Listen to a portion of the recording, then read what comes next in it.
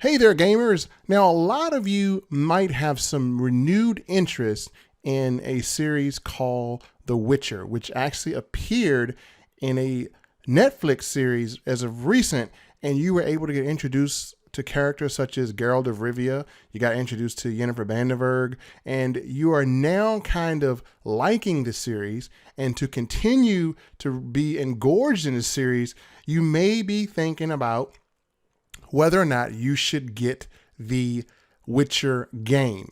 Now, I myself, just like you, I actually watch all the episodes of The Witcher, and yes, I am really interested in getting the Witcher game. And so in this video, we're going to talk about whether or not it's worth it to get the game here in 2020 because it came out in 2015. And also, we're going to talk about some really good things that you want to think about when going into the game so you can have the best experience possible now that we're on this Witcher 3 hype. We're going to talk about all that when we return.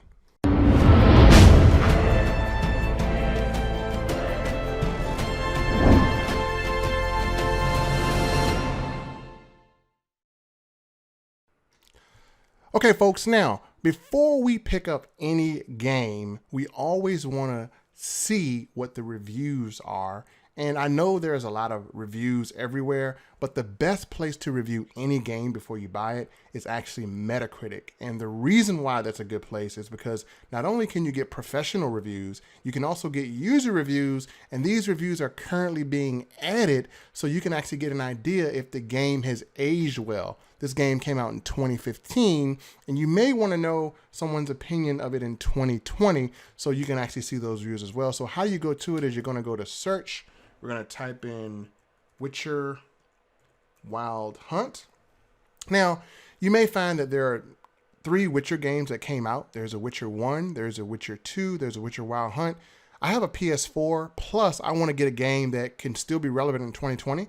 So I don't suggest buying the first and second one because there may be some graphical challenges, and it might not be as appeasing to the eye, being the fact that we are now in a age where graphics are really good and we have these big game engines. So I would suggest this one. Plus, it's been hailed as one of the best games of all time. So I really want to see if it lives up to that standard. So I'm going to click on the Witcher review for PS4.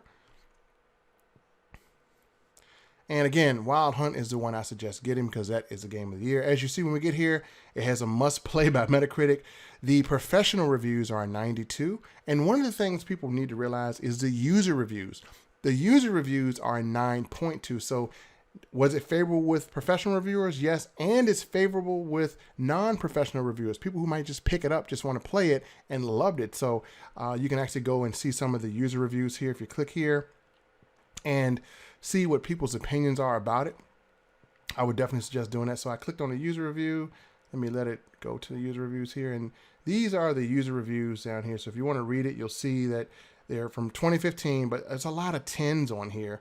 People have reviewed it really, really high. You're going to get some people that just don't like it because there could be a horrible game that you think is the best game, but also there could be a great game being reviewed that you think is horrible. So you want to read all the opinions about it so you can kind of know why people didn't like it or why they did like it.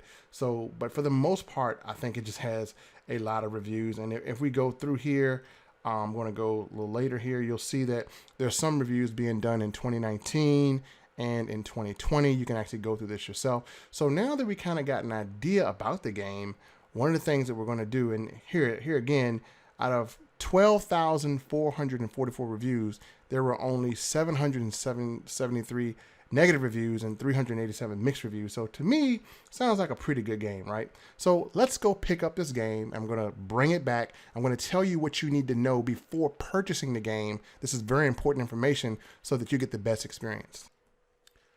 All right, in my hand, I have the Witcher Complete Edition. And the biggest mistake most people will make is they will buy the wrong version of the game.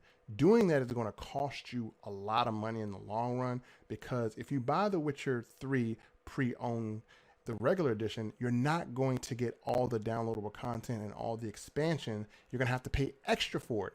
I don't want that to happen to you. because it happened to my friend and he had to waste time and money trying to get the right one. So what I have done is this. I've actually went on the internet and did the legwork for you. I've researched the best affordable price of this game, and I've done it for all systems for you, and I put that link below in the description. So again, below in the description, click the link and you'll see that I have the cheapest price for the PS4 version, the cheapest price for the Xbox version, the cheapest price for the Nintendo Switch version, and the cheapest price for the PC version. And I have the correct one. I have the complete edition. So this way, when you order, not only are you getting all the content in the DLCs, but you're also getting the cheapest price. So again, purchase it by clicking the link below. It's from Amazon, and I have did the research for you. So don't make that mistake. Now, one of the things that's going to benefit you about me streaming this game, and the reason why you want to subscribe to this channel, is that I'm going to be covering the questions that you're going to have in your mind.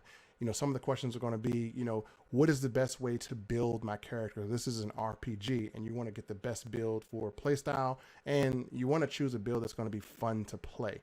Another thing is, you know, your romance options. Who should you romance? And, you know, why should you romance them? And I'm going to give you my opinion on that. And then what skill sets should you invest in first as a new Witcher player? That's very important, because if you put your skills in the wrong place, then your character is not going to be powerful enough to really let you dominate this game like you want to and have the fun of being a really powerful Witcher in this game.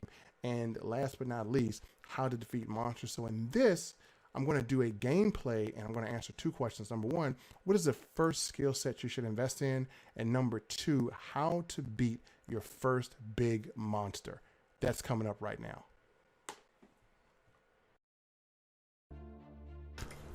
All right, folks, we have made it to White Orchard, and you have probably made it here in your gameplay. And the number one tip I'm going to give for level 1 beginners is, what is the first skill you should invest an ability point into for a level 1 player?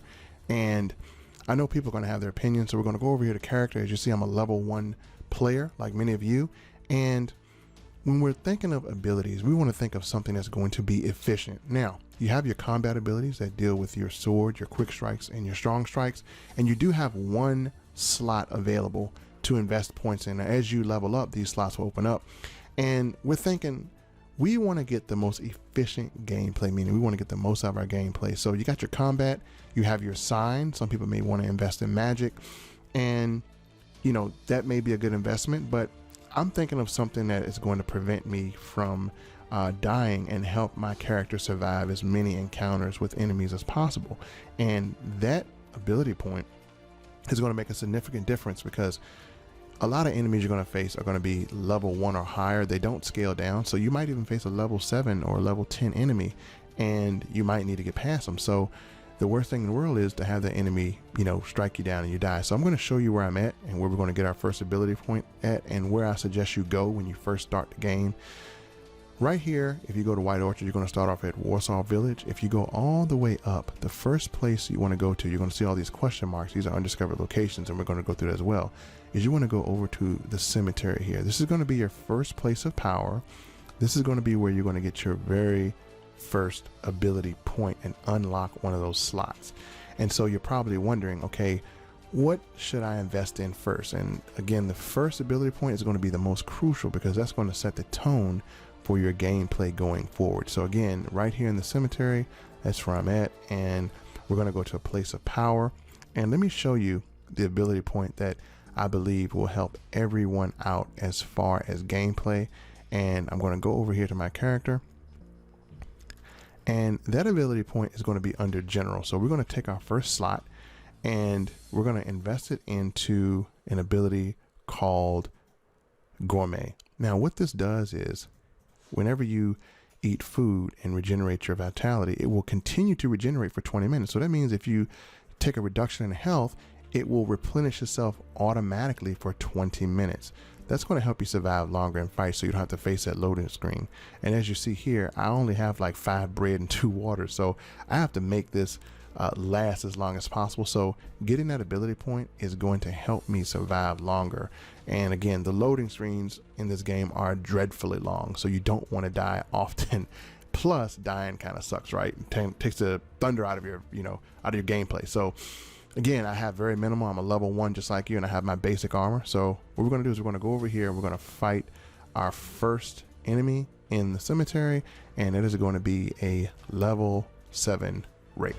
Now here we have a possibility to not only upgrade our ability point, but we could possibly upgrade our armor as well. So let's take a look at the current armor that we have on that the game gives us, and it's actually the Witcher armor, which is not that strong. And again, we have our regular sword, so our armor is only 15 armor points, and again, not very strong. It does have some traits, and our gloves are just 1, so that's pathetic. We don't have enough protection, and our boots are just 1, and our pants are 4, so not much armor here to start off with. So in this, we'll kill 2 birds with 1 stone. We'll not only get an ability point, but we'll upgrade our armor. So here comes the Wraith out now, pretty much to fight, and she's going to appear. So to prepare for this, you want to activate your Quinn ability and get ready to fight your first level 7 enemy, and there's your place of power right there. Now, Wraiths in this game are extremely irritating enemies to fight because they disappear and they come out and they swing swords. So I'm going to try and give this Wraith some hell on blades here, and again, just be very careful, because when you're surrounded by them, they can take your health very, very quickly. And again, you want to kind of just dodge, dip and dodge, because they're going to disappear. You're going to think you're going to hit one and it's going to disappear right before you can. But as you see, I'm able to get a few hits in on this Wraith. It looks like this Wraith bit off more than they can chew, because this is a wise girl that's fighting. And as you see, I activated my Quinn ability and just going back and forth to this Wraith until I can really dwindle it down and get the health down. As you see, the level 7 is taking a while to get this Wraith down, and you're going to see why the ability that we want to invest in is going to be such a valuable ability. So this thing is almost done, and it is out of our way now. Good. Now this is where you want to go to your place of power and get your very first ability point. So just hold X to draw it, and this is going to also increase the sign of Igni, which is your fire sign. So now it is time to do what we say. We're going to go over here to the character, and we have our first ability point and we have our first slot. So we're going to go over here to general, and we're going to go to the gourmet ability, and we're going to acquire an ability point into that. And again, it only takes 1 point to level up, but this is the most efficient ability for any level 1 player. So we're going to acquire this ability, and we put 1 point in it. So now it's active, and we're going to move it to our active slot. And so now we actually have this as our first ability, and we're going to get a lot out of it.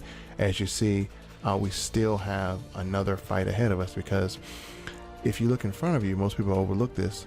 The cemetery door you can't go through, so you have to switch over to your art ability, and you just have to art it and blast right through it. I'm going to do that here, and now you can actually go in, and coming down, you want to make sure you activate your Quinn, and we're going to face another Wraith, and we're going to try to get some armor, and there's this Wraith. So let's fight this bad boy and get our armor here. And like I said, these Wraiths are going to be level 7, so they're pretty formidable enemies. And again, I'm trying to keep my Quinn up and avoid getting hit, because once they hit you, they're going to take a huge chunk of your health. And again, I only have 5 bread and 5 water. In any other fight, you would actually consume this. And as you see, it hit me, but because I got the boost in vitality, look how my vitality and how me using bread is actually regenerating my healing here. So all I gotta do is back up and let my healing regenerate. So this is a really good skill, because right now I'd probably be using either more food or end up dying in this fight, and because I got my vitality, it can regenerate.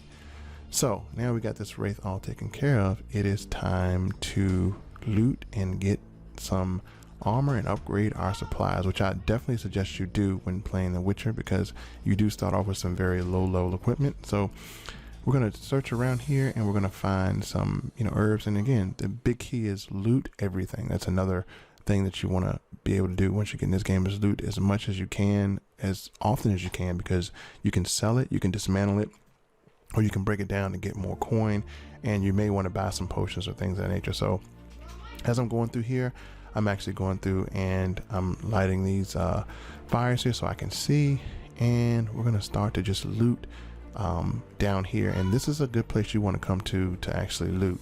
And so I'm getting a lot of the herbs here, and also extinguishing or lighting more fires. And so let's get the herbs here. And let's see, I pick up some good armor, and I pick up a sword, which is good. That's a higher level than possibly I have. And let's see what else we can pick up here. Pick up some really good goodies in here. And again, make sure you survey the area and get everything. There's another sword, there's another axe, and there's some more herbs and more herbs. And remember, get everything out here you possibly can. Now, there's some gauntlets here. And again, we're going to put this stuff on once we finish looting, and I'm going to show you how we can upgrade. Now, there's a diagram for a serpentine silver sword, so we got that. And there's a letter from the Viper School. We don't really care about that, but again, as you see, I am looting down here and really upgrading my equipment. And again, there's a new quest available, so again, you want to do as many quests as possible so you can level up while you're here. And so now let's just take a little comparison in the inventory here. So look at what we just picked up. So I'm going to look at my armor. That's 22. That's actually better than what I have. So I'm going to put that on because I'm actually having better armor. And we're going to switch this out here. And there we go. So now I got that better armor. And we're going to put on the gloves here, which is actually a better armor than what I have here. So now we just upgraded our armor. And let's see if we can upgrade our weapons. Let's look at this this weapon here. And again, this is the stats of the armor: resistance to piercing, bludgeoning, and resistance. And a lot better than the Karamoran armor. We're going to probably end up selling that. So what we're going to do now is we're going to make our sword more efficient. And this sword is actually better than our other Witcher steel sword, which is 22 to 26 damage. And our Witcher silver sword, we're going to keep that. And again, we got 2 steel swords, so we're going to replace our steel sword. Now it actually has a place for a rune to go in, so let's replace that. And now we just upgraded our swords with a rune ability. Isn't that cool? Alright, so we got our sword, and we're just going to test it on some bandits here. And my thing is, while you're in White Orchard, use this time to actually explore White Orchard and loot as much as possible. That's another tip for beginners. Level 1, loot, loot, loot. And again, go to bandit camps. These bandits are level 2 and 3, so not too hard, but you can also use the mind control sign and just kind of stop them, and they work really good on human enemies, and it gives you that time to attack them. So I'm going to use it on this enemy here, and look at it, just kind of be powerless here. I'm just going to cut him and chop him up, and there he goes. And so again, if you like the graphical combat, The Witcher 3 has it. That's why a lot of adults are liking this game. Now, another tip I have for you is while you're in White Orchard, you're going to notice when you go to the map that there are a lot of question marks, which marks undiscovered locations. These are places where you can actually get, a lot of stuff like runes, or you can actually get ability points.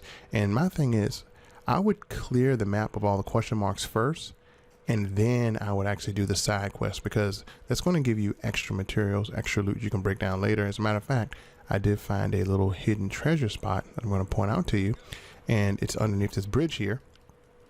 And when you go to the bridge, I'm going to show it to you again. It's right over this little bridge right here, and I'm going to show it to you on the map. There's a drowner right here. I'm going to take this drowner out. And a mistake I made here, which you'll see, is when I was fighting this drowner, I actually set him on fire. And in this game, if you use your Igni sign to set someone on fire and you hit them while they're on fire, then it stops the burning effect.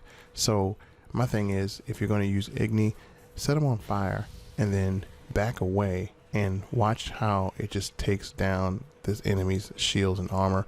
And I can actually go in for the finishing blow, which I'm going to do here. And so now I'm going to show you a little hidden place where you can find treasure. You see this question mark here by this bridge?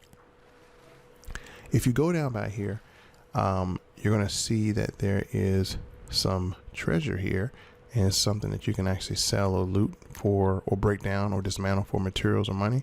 And you'll notice that it's locked. And if it's locked, what you want to do is you want to swim upwards, and you will find a body here. And on that body is going to be a Temerian key. So I'm going to swim up here, and I'm going to get the key. And I'm actually going to go back down and I'm going to unlock the treasure chest. And again, it's always good to loot treasure. So again, you know, just sticking with the theme of looting, that's going to be key to your survival in this game. Especially if you're playing on Blood and Bones and Death Marches, you definitely want to get yourself in the position to level up as fast as possible. So I'm going to unlock this chest here underwater, and I got some good stuff. Got silver, Temerian Special Forces, and looks like I got a little book as well too. So I'm going with that. That's a great way to really just get some loot. So I'm just going to clear off all these question marks and continue to go through. And another tip is if you see a barrel and you light it on fire, it'll actually blow up. So you can actually blow up your enemies with Igni when you light the barrels on fire. So I actually cleared all the question marks. So this is kind of my end gameplay. So everything is cleared other than the nest. And I'm going to show you what my final inventory and stats look like here. And I'm still level 1, but if you look, I have collected all these swords just from looting. I have armor that I have, extra armor actually, and so I can sell that. And I even acquired a potion, and that was pretty good. And again, no quest done. And I got plenty of food and drinks. And again, remember with that gourmet ability, it will allow me to have this thing last for 20 minutes. I got a lot of different materials here. So again, at a level 1, I'm stocked up pretty good. And we're going to go over and take a look at the character stats. And even though I'm a level 1 and I have 1 slot unlocked, I have 5 points available, so I can increase the intensity of my skill set. So that's another tip as well. So, you know, follow through, do everything in White Orchard as far as the question marks, and then do the tip. And if you like this video, then make sure you subscribe to this channel, and we'll see you in more tip videos for Witcher 3.